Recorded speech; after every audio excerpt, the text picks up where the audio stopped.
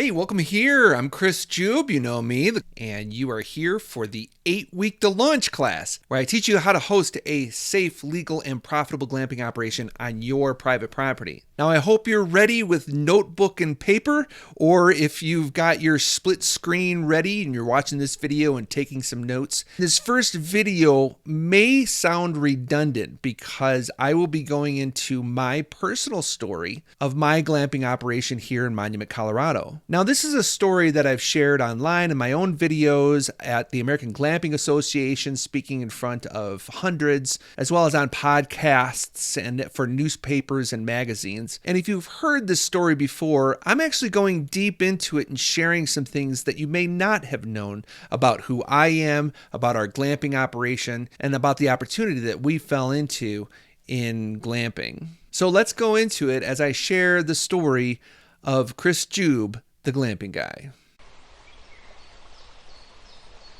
Okay, let's just get this out there. My wife and I have 16 children. I don't like to flaunt that too often, even though we've written books about it. We've been on television back 15, 16 years ago. That is no typo. That is the honest truth. My wife, my dear wife, has birthed 16 children, and the picture that I'm showing you right now is real.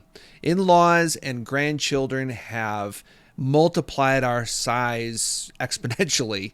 To date, we have more grandchildren than we have children. Now, I do know our lives are unconventional and sometimes scary, but this is the life we've chosen, and the result, our lives are overflowing with joys and trials alike, but we wouldn't trade it for any other path. And glamping is similar, minus the children, of course. Here's our story of how we discovered glamping, found it incredibly rewarding, and ended up in some trouble that actually turned out to be very nice.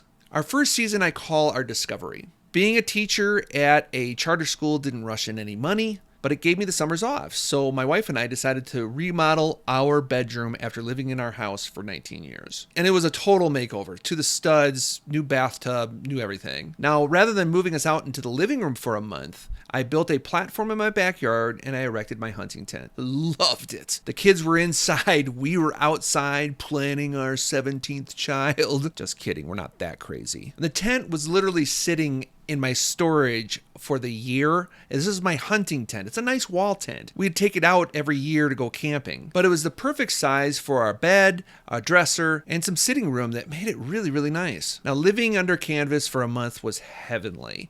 The birds chirping, the waterfowl flying, it was very, very nice, and we ended up loving it. Now, after the remodel and we moved back indoors, we decided to go ahead and throw the tent up on Airbnb to see what would happen. And why not? 4 of our adult children were getting into the short-term rental movement, and we wanted a piece of the action. We enjoyed spiffing up the place with our camping gear and our camp stove and a fire pit. No tent, no problem was our tagline. We simply threw up our listing up on Airbnb and wanted to see if anyone would come. We will forever remember our very first guest, a couple from Virginia. They were both musicians. I'm not. I strummed the guitar a little bit, and I brought my acoustic guitar out and we sang around the campfire. We were enjoying our newly remodeled bedroom, but we were also enjoying the idea that this young couple were traveling through the Colorado Springs, Denver area and enjoying our property. They were on vacation. We were providing them accommodations that they very much loved, and we loved that idea. Their review is still online. It's a long review, but here's a part of it. We had the honor of being the first guests at Chris and Wendy's glamping site, so we weren't entirely sure of what we were getting into. However, it turned out to be one of the best stays we've ever had on Airbnb. We booked out the rest of the summer. As money rolled in, we got more and more into the details of our offer.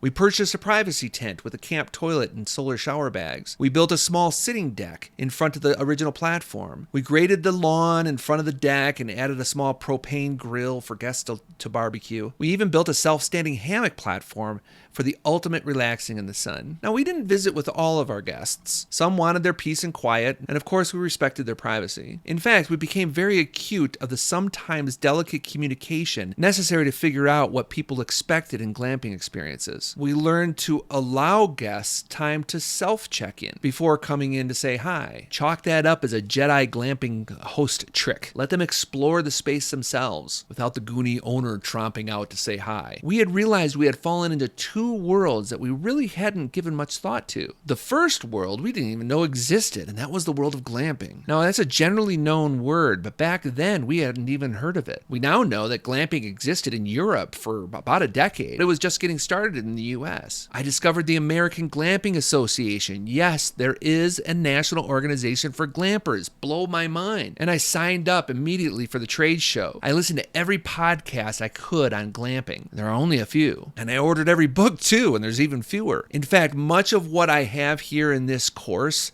are things that I wished I would have known or would have heard of in my initial days of hosting glamping sites. Now, the second world we ran into was the world of hospitality. Outdoor hospitality is a huge market, and glamping is a unique subset of that market that was in the perfect spot for the upcoming COVID year that I'll get to in a little bit. In fact, I mentioned the American Glamping Association. It was only in its third year of operation when we attended our first year. And they have one of two trade shows in the world dedicated to just glamping, dubbed the Glamping Show USA. And it happened to be just up the interstate in Aurora, Colorado. How convenient. Oxford defines hospitality as the business of providing food, drink, and accommodation for customers of restaurants, bars, etc., or guests at hotels. Tents and s'mores aren't typically the part of the definition, but hospitality is definitely the business we're in. I like a broader definition of hospitality: the genuine interest in creating a wholesome vibe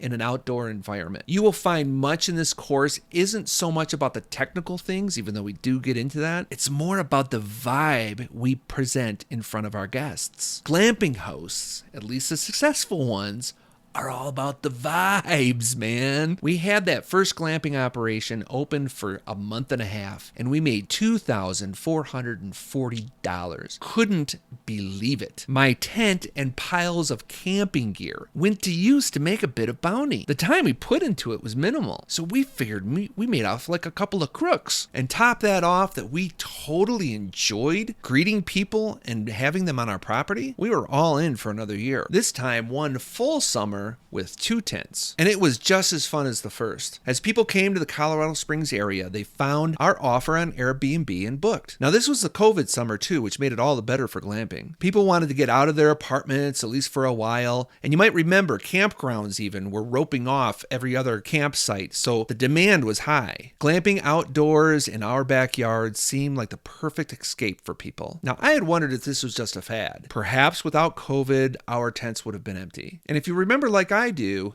the shutdowns were promised to be only for a short while. Well, that turned out to be not the case. As time passed, we kept booking, and people kept coming. I spent much of that summer, unfortunately, thinking maybe I should build a second one or just enjoy the fruits of my one tent. It was my son Micah who pushed me into that second site. He was a recent graduate from welding school and was now working for a custom home builder in Colorado Springs. I had hemmed and hawed about the idea of a second tent, and he said, "Dad, you buy the tent and I'll build a platform." It was a deal. I had the tent up by mid-July. And as you can see, I should have listened to my son earlier because my earning doubled immediately. See that jump in August? This is as measurable of market data as you can get. And just look at my earnings for the entire year. I went from $2,440 to $18,280. How is that for 10xing? Pretty darn close. And we were still having a ball. Now, this is important. We discovered two unique audiences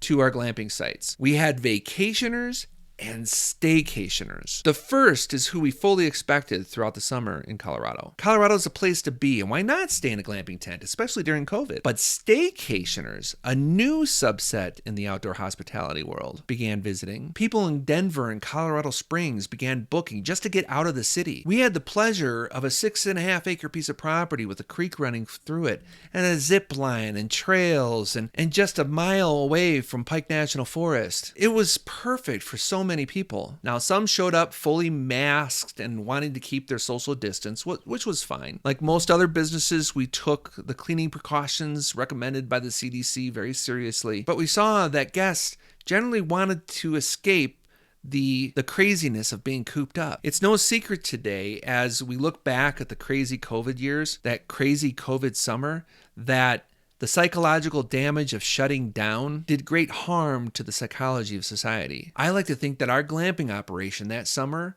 gave people the social distancing they needed, but also provided the innate social need they had as human beings. We had some favorite guests of ours, a couple of sisters from Mongolia who were stranded here because of the COVID travel shutdowns. They were stuck in America, so they went glamping.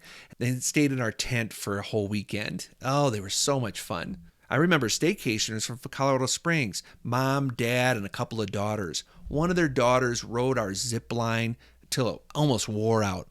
We could hear it from the house. Zzz, zzz, zzz.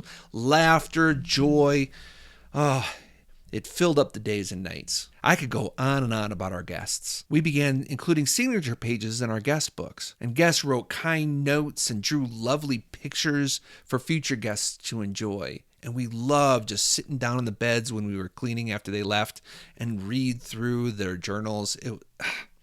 It's heavenly. But we did still think it was a fad at the time, but we couldn't ignore this kind of growth. We grew from our first year to our second year with very little effort, but season 3 blew our minds. Watch the 1 and the 8 swap around on that previous chart from Airbnb. $81,000. And we had started some other OTAs, so really the number was closer to 90. This was a game changer. Wendy and I made radical changes to our property as well as our lives.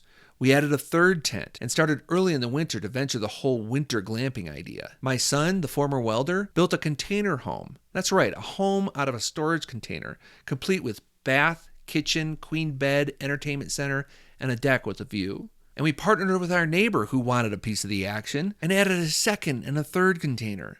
We had 6 fully functioning units on our 6.5-acre piece of property. Things were going great until the yellow jackets started showing up.